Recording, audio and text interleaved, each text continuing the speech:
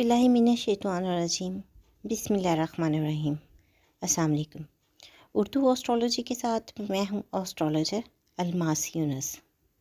आज हम बात करेंगे मंथली होरोस्कोप की। हम देखेंगे कि नवंबर 2022 का जो महीना है वो तमाम ज़ोडिएक साइन पर किस तरह के असरात छोड़ता है। आप लोगों को किन किन चीज़ों का सामना करना पड़ेगा। सबसे पहले मैं आपको प्लैनेटरी पोजीशन बताती चलूँ कि राहु इस वक्त एरीज़ में है और वो तकरीबन एक साल यानी 2023 के अख्ताम तक एरीज़ में ही रहेगा।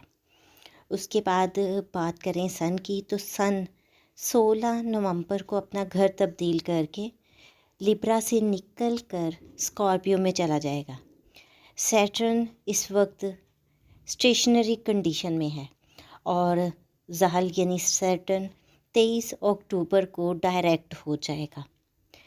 जुपिटर जो कि इस वक्त रेट्रोग्रेड हालत में है, 24 नवंबर को वो भी डायरेक्ट हो जाएगा। तो जब ये प्लैनेट अपनी पोजीशन या अपना घर या अपनी कंडीशन को तब्दील करते हैं तो उसके मुताबिक चीज़ें बदल जाती हैं।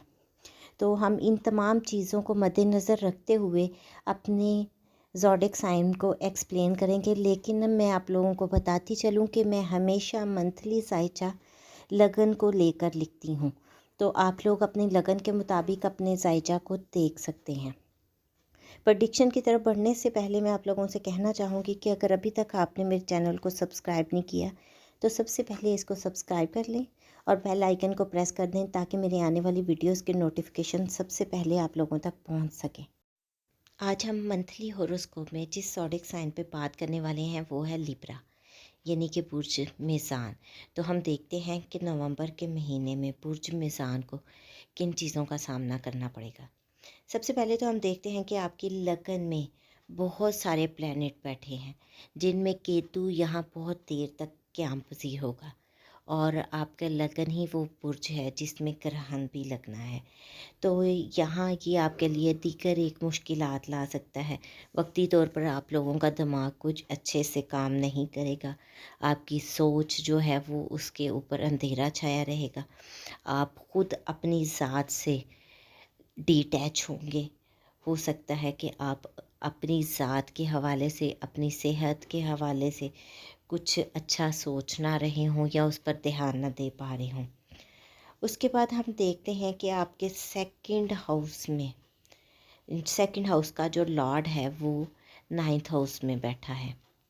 यहाँ रेट्रोग्रेड पोजीशन में है जो कि आपके वालिद की सेहत की ख़राबी को शो करता है। आपके वालिद के साथ ताल्लुकात की ख़राबी को भी शो करता है। इस वक्त आप मज़हबी मामलात से भी दूर होंगे। इसके अलावा कुछ ज़्यादा अच्छे सफ़र नहीं कर पाएंगे। फिर अगर बात की जाए आपके थर्ड हाउस की, आपके थर्ड हाउस का लॉर्ड 6th हाउस में रेट्रोग्रेड पोजीशन में बैठा है। यहाँ आपको थोड़े से काम के लिए बहुत ज़्यादा मेहनत करवाता है। आपके छोटे बहन भाइयों के साथ आपके ताल्लुकात ख़राब करता है। छोटे बहन भाइयों की सेहत भी ख़राब कर सकता है। आपके डॉक्यूमेंट्स के मसाइल बना सकता है। छोटे छोटे फजूल सफ़र करवा सकता है। इसके बाद हम देखते हैं कि आपके 4th हाउस में सैटर्न बैठा है। सैटर्न जो एक लंबी मुद्दत के बाद दोबारा डायरेक्ट हुआ है। रेट्रोग्रेशन में ये जुलाई में गया था, जो अब डायरेक्ट हुआ है। तो वो जुलाई से अब तक आपको अपने घर, आपकी वालदा, इनके मामलात को लेकर बहुत ज़्यादा परेशानी का सामना करना पड़ा होगा।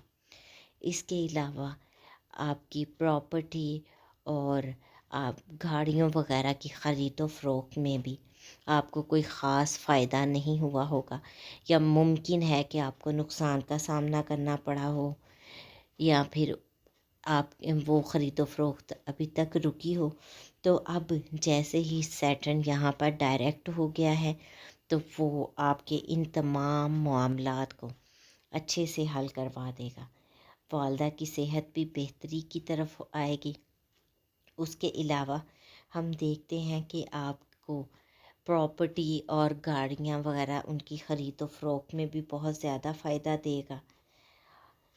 फिर अगर बात की जाए आपकी फिफ्थ हाउस की, फिफ्थ हाउस का लॉर्ड फोर्थ में बैठा है, तो यहाँ पर फिफ्थ हाउस का लॉर्ड जो है अपने से 12वें घर में बैठा है, तो वो बहुत ज़्यादा अच्छे रिज़ल्ट तो नहीं आपको देगा, लेकिन कई मामलात आपके बेहतर भी करेगा। यूनिवर्सिटी के तलबा को चाहिए कि वो बहुत ज़्यादा एफ़र्ट करें। आपकी औलाद जो है उनकी तरफ से आपको किसी किस्म की शिकायत मिल सकती है। इसके अलावा हो सकता है कि आपके लव इश्यूज़ जो हैं, लव मैटर्स, उनमें किसी किस्म की ख़राबी पैदा हो जाए। आपके 6 हाउस में जुपिटर अपने ही घर में रेट्रोग्रेड पोजीशन में बैठा है। यहाँ इसकी ये रेट्रोग्रेड हालत जो है इसके लिए बहुत ज़्यादा अच्छे रिज़ल्ट तो नहीं इससे दिलवाएगी, लेकिन परेशानियाँ कुछ हद तक बनाएगी। अगर आप लोग जॉब के लिए मारे मारे फिर रहे हैं, तो फ़िलहाल आपकी जॉब कोई इतनी अच्छी या आला नहीं आपको मिलेगी, लेकिन जैसे ही जुपिटर डायरेक्ट हो जाएगा तो आपकी जॉब भी अच्छे से मिल जाएगी। अगर आप लोन के मामलात को लेकर तगो-दो कर रहे हैं, तो आपके लोन मैटर्स भी सॉल्व होते दिखाई दे रहे हैं। यहाँ पर अगर आपका कोई कोर्ट केस उलझा है, तो महीने के आखिर में आपका वो कोर्ट केस भी हल होता दिखाई देता है। फिर हम देखते हैं कि आपके 7th हाउस में राहु है। 7th हाउस में राहु आपके पार्टनर की तरफ से कोई धोखाधड़ी की सिचुएशन बना सकता है। हो सकता है कि आपका बिजनेस पार्टनर आपके साथ धोखा कर जाए, या आपके लाइफ पार्टनर कोई अफवाह उड़ा दे। यहाँ पर लाइफ पार्टनर की डिस्टर्बेंस भी हमें दिखाई देती है। वो डिस्टर्ब होकर कोई भी उल्टा कदम उठा सकता है। इसके अलावा जो लोग बिज़नेस वगैरह के साथ मुंसलिक हैं, उनको भी बहुत एहतियात करनी है। राइवल्स उनके लिए कोई मुश्किलात खड़ी कर सकते हैं। आपके 8th हाउस का लॉर्ड आपकी लगन में बैठा है, तो यहाँ आपके सर पर अपने ससुरालियों के मामलात सवार रहेंगे।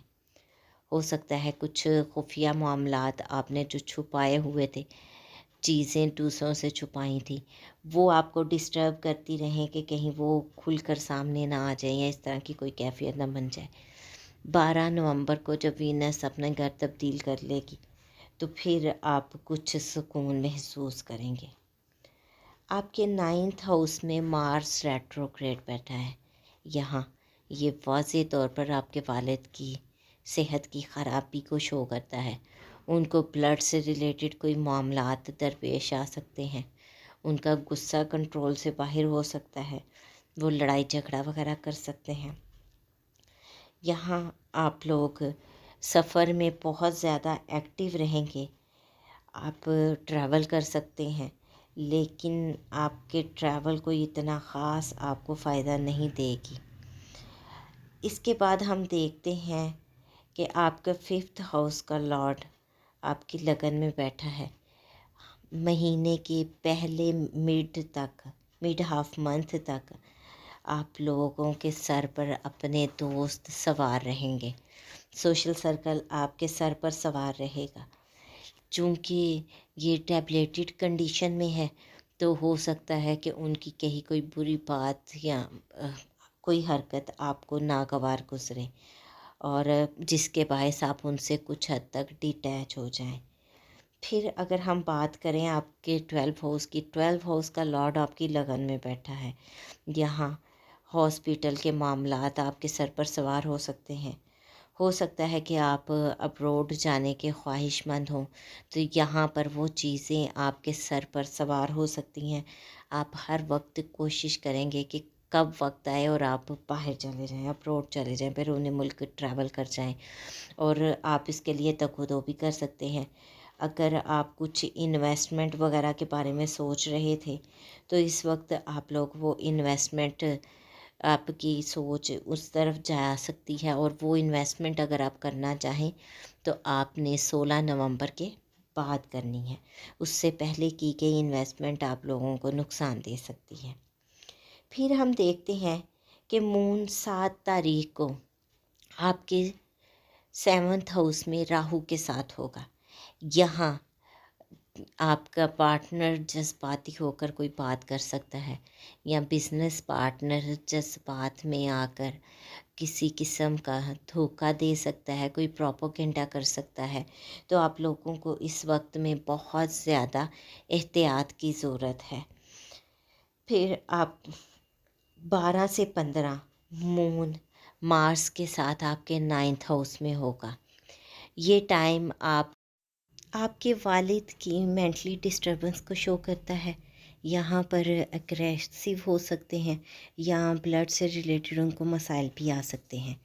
फिर हम देखते हैं कि 23 से 25 मून आपके लगन में होगा।